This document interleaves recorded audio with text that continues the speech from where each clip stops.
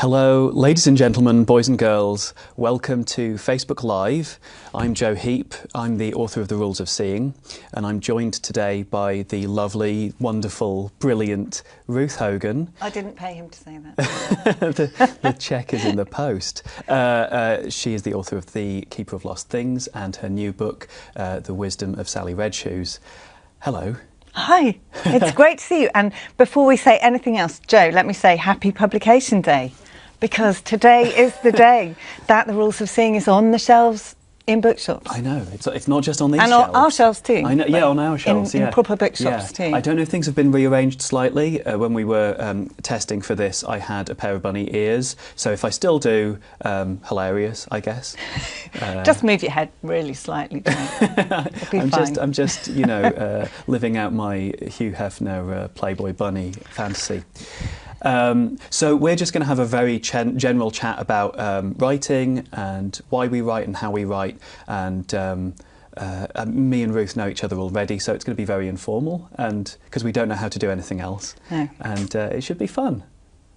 So you go first, Joe. Shall I go first? You go first. So I thought that I would come in with like a barnstorming kind of existential question, just to really kick off the cobwebs. Don't warm me up at all, eh? So right, I have this theory that nobody really knows why they do anything. That if you grow up wanting to be a fireman or a molecular biologist or a deep sea diver or on the checkout at Asda, that you probably have some kind of mental narrative for why you want to do that, but that it's not really the reasons, that the reasons are too complex and that it's all in your subconscious and that you have all of these motivations. But I think I know why I write, and I'm curious to know whether you think you know why you write. It's interesting, isn't it? Because do you write and then, because you get asked why you write, you find that narrative and yes, you say, this is why I write. You have to have something to say. Yeah, exactly. Like you've just asked me, so I have to say something. Yeah. But is it just instinctive? Is it just something that you have to do? Yeah, well, because I think that I like being creative, and I like doodling, or I like making music. You know, if there's a bit of Play-Doh there, I'll play. You know, just genuinely anything. But I'm not any good at any of those things. No. And I'm, you know, hopefully okay at writing a story down and putting words in a character's mouth. More than okay, Joe. Well, but you know, that's the thing that I can do. Yeah. So that's my explanation, is that I write because there's kind of this like pressure inside, and like if you don't open the valve occasionally, then you would explode.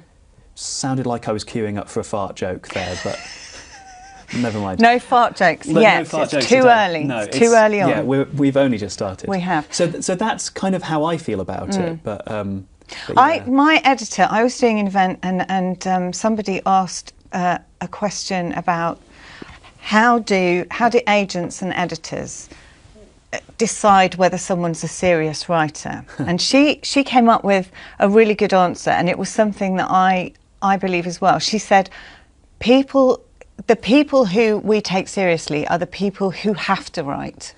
It's a compulsion rather than something that they do as a hobby, or they think, oh, I'd quite like to be a writer, so I'll write. It's the other way around. They can't not write. Yeah. And that's how I always describe why I write, because if I'm not writing, I get very anxious. And I think the only time that I really relax is not when I'm doing nothing. I'm absolutely rubbish at doing nothing. But when I'm writing, and I think it's because you escape into another world, and that's where you're happy and comfortable, and that makes me sound like a complete lunatic. But it's true. Not that I'm a lunatic, when I but I'm a writer. from my body. Well, the thing is, you make a world that you want to be in, because that's why you're writing, that's why you're creating. And I never ever listen to, you know, all the Sunday papers and supplements, they have those lists of, you know, 10 greatest tips from this writer and that writer. Yep. But there was one that I read that absolutely resonated with me, and it was P.D. James. And the thing that she said is you're either born a writer or you're not. You can't teach someone to be a writer. Yeah. She said you can teach someone to write competently. Yes. but that thing that makes them a writer cannot be learned. And she compared it to, you can't teach someone to be musical. You can teach someone to play the piano competently, yes, but you can't teach musicality. I think that's right. Yeah, that makes sense. So that's to me. my answer. Long and complicated. No, it's a good answer. That's my answer. We write because we have to. Yeah, yeah. It's a short answer when you put it down to that. Yes. Yeah, I think that's how absolutely. I feel as well. Yeah. So is it my turn to ask a question? Please do. Because there's a question I'm dying to ask you. Oh God. What was the first thought that came into your head when you heard you'd got a publishing deal? Oh well, it was just like a high-pitched kind of white noise. And then I woke up 2 hours later in a bus stop with, 1.5 litre of white lightning. Good answer again, yes. Good answer. I think, well, I was at work at the time, and I got a call from my agent, Laura, and she told me to go somewhere private. So I knew it was either really good news or really bad news, and it was really good news. But then I had to sort of walk back out into the room, and I was contain yourself. Yeah, I was just very tightly bottled up, and the building where we worked, there was a little back door, and you went up this rickety flight of stairs, and you weren't supposed to go up there, but you could go up onto the roof, and it was incredibly dangerous. There were sort of old air conditioners and like bits of loose lead sheeting up there, but I went up there and I just sort of like yelled at the sky like incoherently, like just a maniacal sound. There was no thought, because it was just a great feeling of relief and happiness, and I phoned my parents and my grandmother, and it was that kind of thing. Quite right too. That's what you're supposed to do. There were no thoughts until later, I think. How about you? I want to turn that one back on you. Well, you and I share the same agent, Laura, and the very amazing Laura, and she used to do this thing to me, because I got my UK publishing deal, and then quite quickly got some other deals. Right. And she used to ring up and say, "Ruth, you're on speakerphone."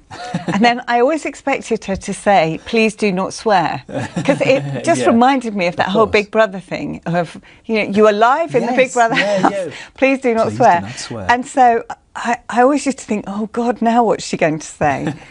But I remember when she told me about the UK deal, my initial reaction was huge relief, and I'll explain that, because the euphoria came very, very hard on the heels of that. Yeah. But the relief was, I've been trying so hard, and I've been writing for a long time.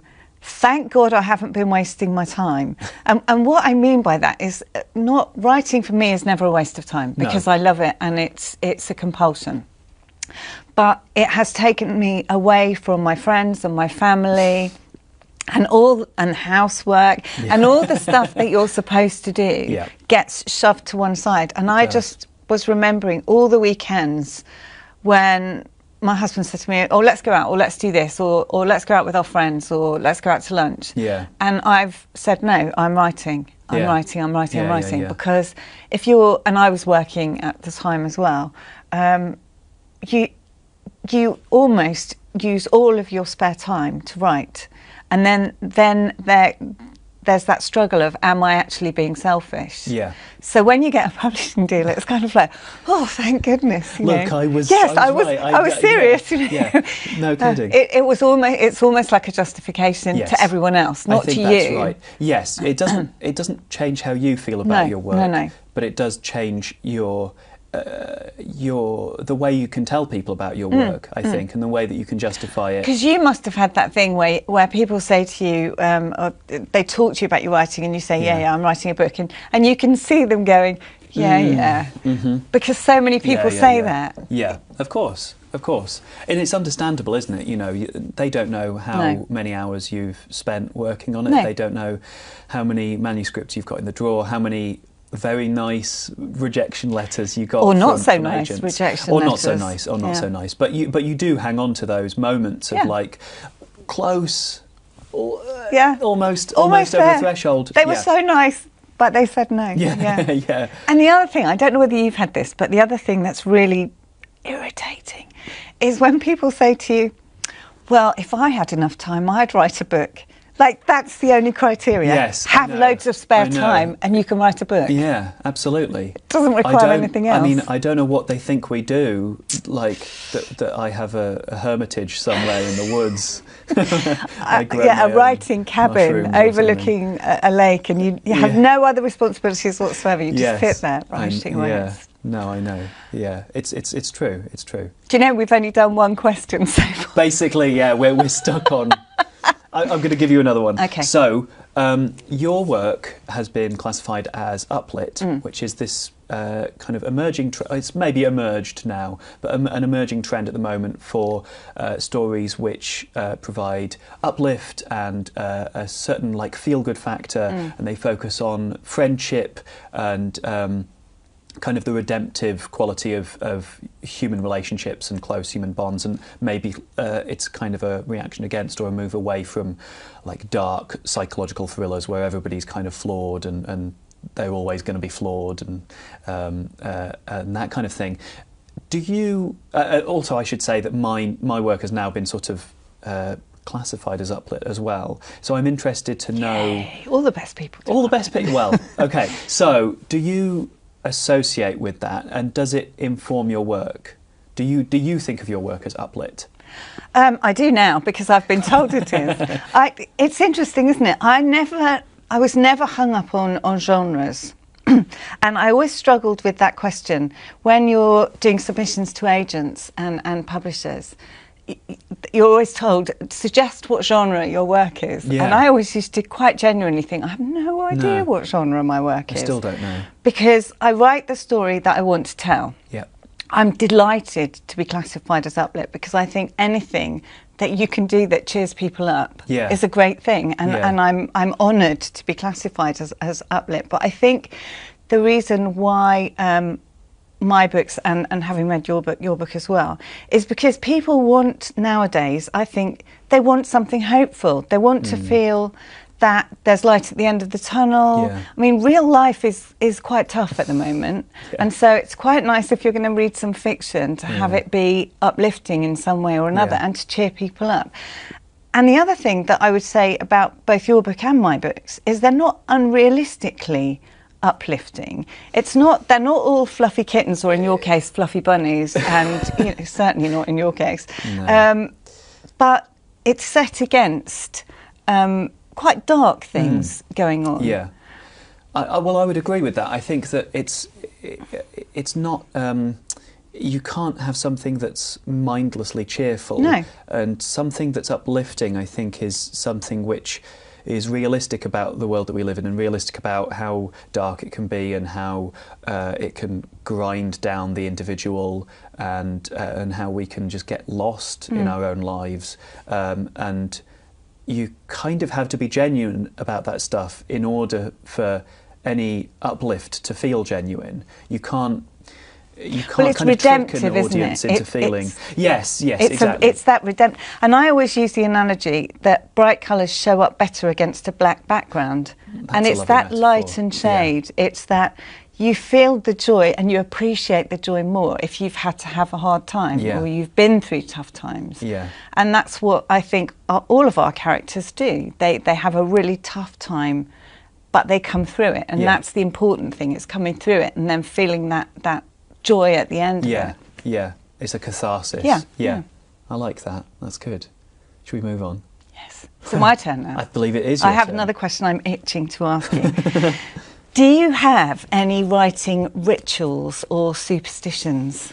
I think that all of my writing rituals are to do with coming up with new ideas. So I don't really have, for instance, I don't really have like a particular kind of stationery that I must use. I don't have a time of day. or you know, a hot beverage, which I must have. You know, it's all over the place. It's a complete, you know, chaos in that respect. It's just when I can write. But the time when I would say I have something of a ritual is when I'm trying to come up with something new, or where I have something and I'm trying to flesh it out. Yeah. And it's usually just a ritual of getting out of the humdrum of things. So I have a bit of a ritual of going for a walk, just going for a walk for an hour, which I tend to find is the best way of either coming up with a new idea or getting an old idea clear in your head. And I haven't done this very many times, but I'm starting to develop a routine of if I have a summer holiday, that's the moment where I sort of prepare for it mentally. I'm like, I'm going to go on holiday and I'm going to think of an idea for a new book. And something about saying that to yourself actually makes it happen. And I think being in the new surroundings, that somehow just kind of unlocks your brain. And I'll take along a few books which I think might be relevant to what I might want to write, or might just be so out there that it'll spark something off because it's new to me. So those are probably my only hard and fast rituals. Obviously, now that publication day is here, I'm going to be very much a prima donna from this point on. Oh, clearly, yes. You're going to demand stuff. One kind of Bic ballpoint pen. It's yellow, legal pads only, and and I can only write between the hours of 11 at night and 2 in the morning, and but that's basically it. Yeah. How about you? I can't see that happening with you. I'm with you on that. I generally write a first draft with a fountain pen. Ooh. But that's just because I like the feeling of that. I used to write longhand, and I gave it up. I've actually, the last 2 books I've done, I've been entirely on my phone, which is weird. I could never have imagined doing that. I liked writing longhand. I like it because it's flexible and you don't have to be with your technology. Yes. So you can just do it anywhere. And also, I do the walking thing, but I have to be careful with that because I walk my dogs and I do it with my dogs, but I talk to myself. Oh, yeah. And I test dialogue out. And I used to think that's fine, but now I realise there are other people in the world who hear you.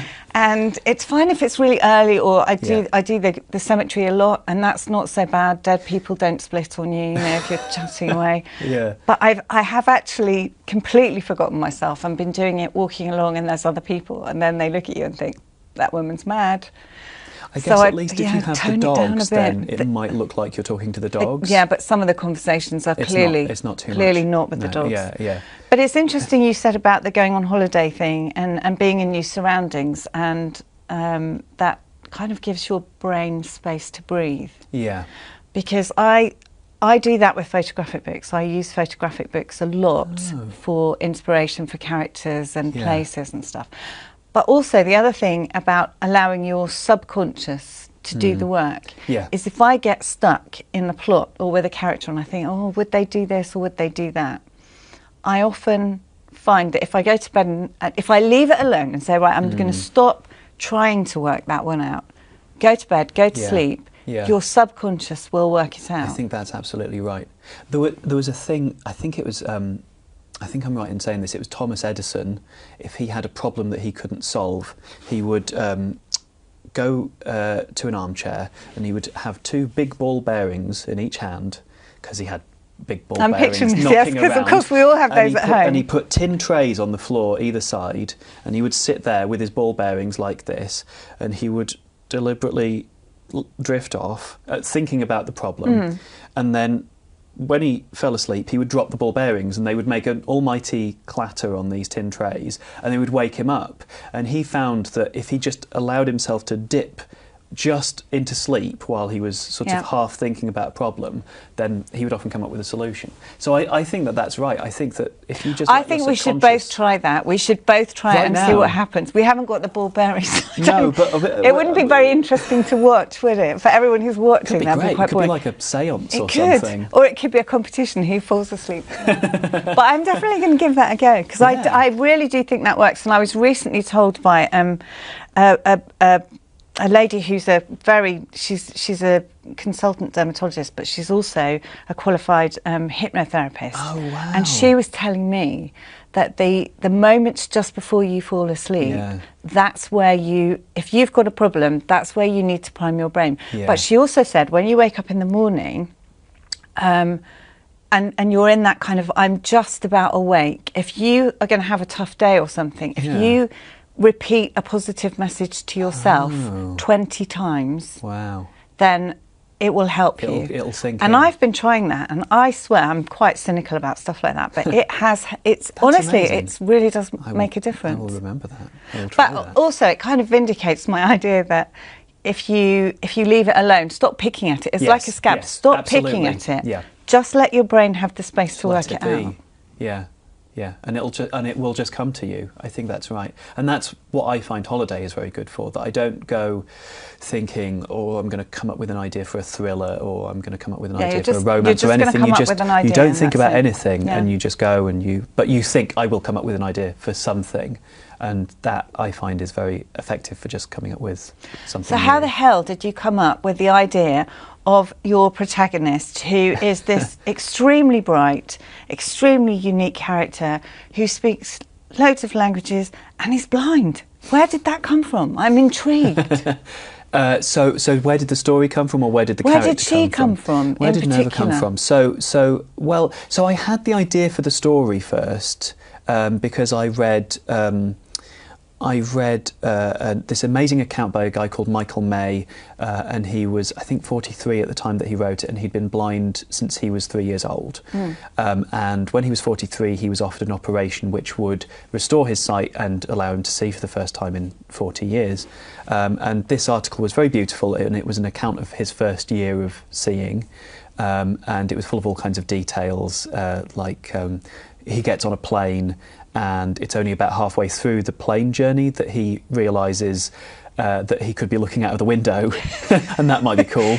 And so he turns to the woman next to him and says, "Hi, I used to be blind. Can you tell me what I'm seeing?" And she thinks that it's like a practical joke or that he's some nutter. And then she realises that he's serious, and she gets very excited and points out, "Oh, that's a forest, and that's a lake, and there's the sea, and there's some buildings over there." So that was fantastic, but it was also, the thing that I took away from it probably the most was that learning to see was quite difficult, and that it was very distracting in his everyday life. So talking to people, he would get really distracted by watching their face move, and hearing them talk was almost like a separate thing. It was like having two TVs on at the same time. And so I think Nova came out of a feeling that whoever was going to be going through this adventure needed to be quite an adventurer. They needed to be quite a free spirit and someone who was willing to put themselves out there. And that was kind of what Michael May came across as in his article. He was this entrepreneur, and he had, I think he still has the record for fastest downhill blind skiing, which is just incredible. Wow. You just think like, amazing. So I knew that Nova had to be someone willing to take a risk, and someone who was kind of a little bit gregarious and out there, and well, she's definitely ready to take on the world. You nailed her. She's an amazing character. And there were lots of other things that went into her, but that was sort of the kind of little, spark that she grew out of, was knowing that she had to be a big spirit. Yeah. And it's interesting because the tag that I've seen on a lot of the publicity is that once you've read it, you'll never see the world in the same way again. And it's so true, because reading your rules, which I'm not going to do any spoilers, but reading the rules really made me think about the way that I see. Yes. And it's so bizarre that you take all of that stuff for granted, but then if you were actually trying to learn that, how tough it would be. Yeah, incredibly difficult. And I was very lucky, lucky in more than one way, that about 6 months into writing the book, my son was born, Sam, and he's a year and a half old now.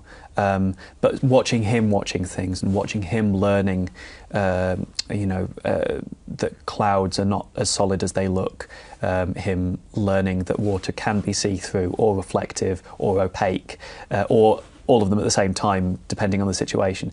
Watching him getting confused by all of those things for the first time, and seeing things like snow and fire and the ocean, that was a huge inspiration and kind of better than any And textbook. also, what a lovely tribute to Sam, that you've written this book. Yeah, well, and he's not shown any gratitude so far. Well, but give him a chance, you know, when he's a little bit older, maybe. yeah, I'm going to hold it over him. Yeah, I think you should. I think I should ask you another question. Do you ever get writer's block? And if you do, what do you do to fix it? Do you know, that's like, am I ever lost for words? I tend to be the opposite. I tend to have lots of ideas. Yes. And my issue is deciding which one's a runner. Yeah. Because I get lots of bizarre ideas, and I've actually got a file at home which is book ideas. And it's full of all sorts of stuff, like I rip things out of magazines. These days it's mainly pictures of Tom Hardy, but that's another matter. Very inspiring. But he inspires me a lot. He inspires me. But it's deciding which one that you can actually develop into a full story. Yeah. And I think that's that's the issue of, and also I think the further down the line you get, it's not just about what you like. It has to be something you have to love your characters. Yeah. And you have to love the setting, and you have to love the plot, but that's not enough. It's got to also make a story that other people will want to read. Yeah. And I think it's not so much writer's block, it's controlling the ideas. Writer's indecision. Yes, and then deciding which one is a good. Like with Sally, I wanted to write a book about death, which sounds weird because it's described as uplit, but the whole idea about, well, my idea about death is that we hide from it in our culture. We don't say dead, and I just find that so bizarre. Yeah. It's almost like dead became a swear word. We can't say, I'm sorry your husband died.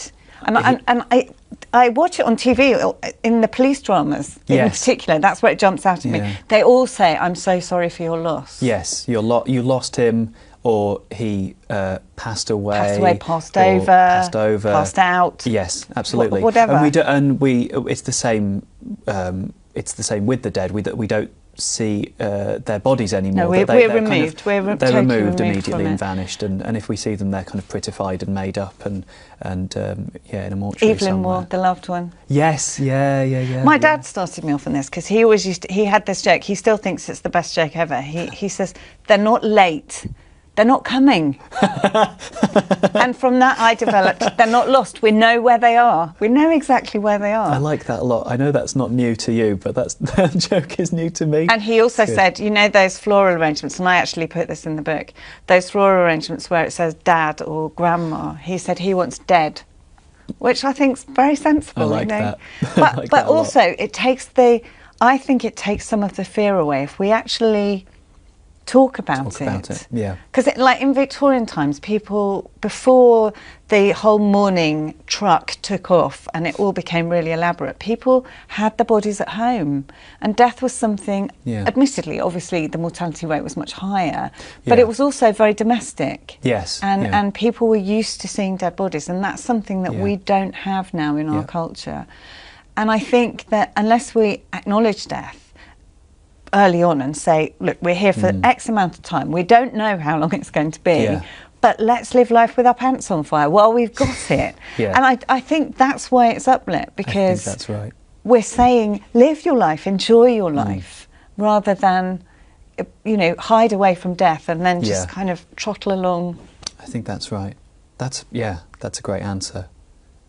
I was going to ask, you were talking about cutting things out from magazines. You did a mood board, I saw from your Instagram for Sally Red Shoes. Do you do that all the time? Yes. Yeah. You did that for people? I always say that I kind of make a little world. This is my excuse for having a desk that looks like a bomb's hit it. But I make a little writing world, and I surround myself with everything that I'm writing about. And to some people, like even on the mood board, some of the stuff isn't obviously to do with Sally, but they're triggers for me. They're they're the things that I will see that make me think of, even if it's just a mood or an atmosphere or a particular character. And I really find that helps to just immerse myself in all that stuff. And it's right there and you can see it. That's fantastic. I think we're out of time. I think we're done. We've talked and talked and doesn't talked. feel like it at all. It doesn't, does it? It feels like 10 minutes. It does, yeah. Well, I could just There are all sit here these people day. out there sitting with ball bearings. Go out and buy ball bearings today. I am not endorsed by the ball bearing companies. Well, I suppose other spherical objects would do. Yes, other spherical objects are available.